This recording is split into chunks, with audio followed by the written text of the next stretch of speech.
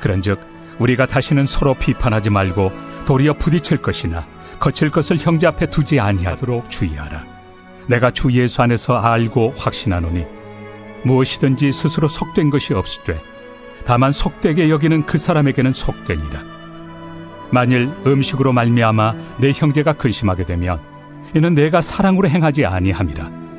그리스도께서 대신하여 죽으신 형제를 내 음식으로 망하게 하지 말라. 그러므로 너희의 선한 것이 비방을 받지 않게 하라. 하나님의 나라는 먹는 것과 마시는 것이 아니요 오직 성령 안에 있는 의와 평강과 희락이라. 이로써 그리스도를 섬기는 자는 하나님을 기쁘시게 하며 사람에게도 칭찬을 받느니라. 그러므로 우리가 화평의 일과 서로 덕을 세우는 일을 힘쓰나니 음식으로 말미암아 하나님의 사업을 무너지게 하지 말라. 만물이 다 깨끗하되 거리낌으로 먹는 사람에게는 악한 것이라.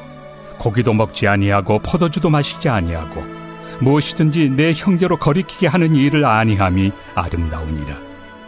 내게 있는 믿음을 하나님 앞에서 스스로 가지고 있으라. 자기가 옳다 하는 바로 자기를 정죄하지 아니하는 자는 복이 있도다. 의심하고 먹는 자는 정죄되었나니 이는 믿음을 따라 하지 아니하였기 때문이라. 믿음을 따라 하지 아니하는 것은 다 죄니라. 더 좋은 소망의 미명 묵상기도 씨앗 말씀. 오늘 말씀의 제목은 성령 안에 있는 나라입니다. 함께 읽으실 말씀은 로마서 14장 13절로부터 23절 말씀입니다. 그 중에서도 로마서 14장 17절 말씀을 제가 받들어 읽도록 하겠습니다. 하나님의 나라는 먹는 것과 마시는 것이 아니요 오직 성령 안에 있는 의와 평강과 희락이라. 이어서 읽도록 하겠습니다. 이로써 그리스도를 섬기는 자는 하나님을 기쁘시게 하며 사람에게도 칭찬을 받느니라.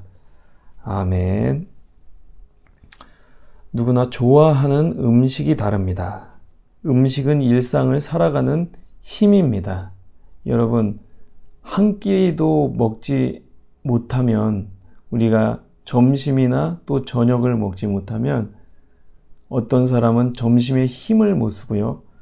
또 어떤 사람은 밤에 잠을 자지 못합니다. 그만큼 음식은 인체에 아주 중요한 역할을 하는 것이죠. 그리고 누구나 굶는 것을 좋아하지 않습니다. 여러분, 한 끼라도 굶어 보세요. 두 끼, 또 하루를 굶어 보면 사람의 몸이 어떻게 되냐면 힘이 쭉 빠지면서 정말 어떤 일도 하기 싫어지고 그렇습니다. 우리가 바쁜 일상을 멈추고 한 끼라도 맛있게 또 배부르게 먹는 것은 일상을 살아가는 소소한 즐거움을 주기도 합니다. 그래서 많은 사람들이 맛집을 찾아다니기도 하죠. 그리고 많은 사람들이 삼식이로 살고 싶어 해요. 그러니까 아침, 점심, 저녁을 다 먹고 싶어 합니다. 왜요? 배고픈 건 싫으니까요. 그런데 그것마저도 욕심처럼 느껴지는 것이 바로 현대를 살아가는 많은 사람들의 그 마음일 거예요. 왜냐하면 세 끼를 다 먹고 싶은데 이 세상은 너무나도 바쁘게 돌아가고 있기 때문입니다.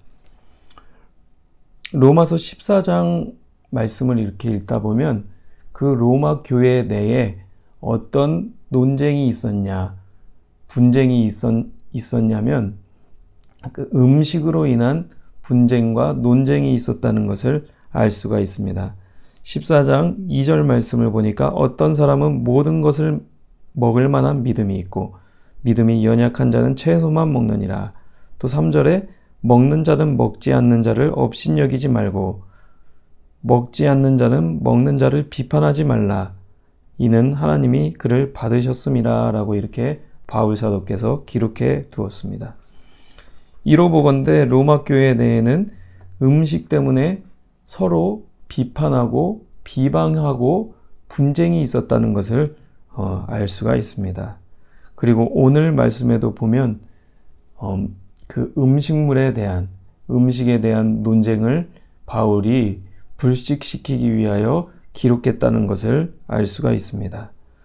14장 17절 말씀에 보니까 하나님의 나라는 먹는 것과 마시는 것이 아니요 오직 성령 안에 있는 의와 평강과 희락이라 라고 이렇게 기록하고 있습니다. 여러분, 하나님의 나라, 어떤 나라를 바울이 말하고 있냐면 먹는 것과 마시는 것이 아니고 어떤 나라이냐면 오직 성령 안에 있는 의와 평강과 희락이라 이렇게 말씀합니다. 여러분,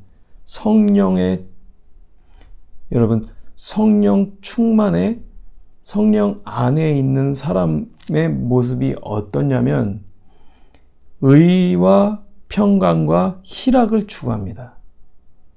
그러니까 성령 충만하다는 것은 방언을 하고 또 어떤 기적이 나타나고 그러한 것이 물론 있을 수도 있겠어요.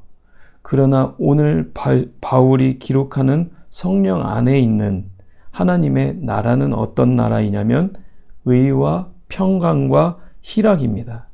여러분, 아무리 은사가 나타나서 방언을 하고 기적을 행하고 그 모든 것을 체험했다 한들 집에 가서 그러한 체험이 성령 안에 있지 않는다면 그 무슨 소용이 있겠습니까? 내가 성령 안에 있다면 나와 함께하는 사람도 그 성령 안에 있게 되는 것입니다. 그러나 우리가 어디에서 은사 집회나 또 여러 가지 기적을 경험했다 한들 하나님 안에 있는 의와 평강과 희락이 없다면 그것은 성령의 역사가 아닐 수도 있다라는 것이에요. 정말 그렇습니다. 그래서 성령 안에 있는 나라는 은사 안에 있는 나라라고 할 수 없다는 것이죠. 여러분, 세상에서 하나님의 나라를 살아가는 것은 우리가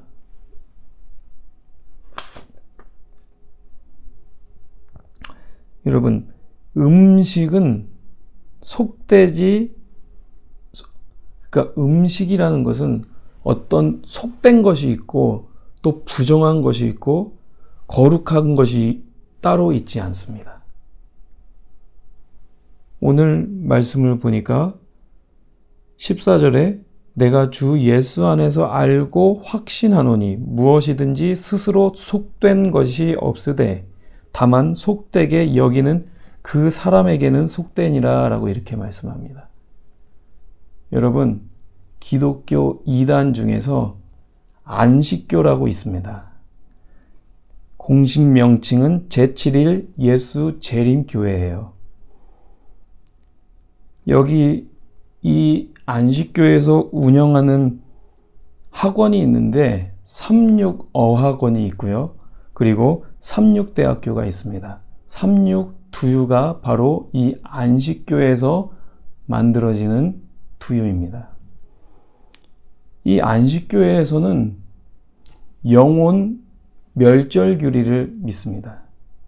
그러니까 예수님을 믿고 천국에 가는 사람들이 있는가 하면 예수님을 믿지 않고 지옥에 가는 영혼들이 있는데 그 영혼들이 언젠가는 소멸된다는 것이에요.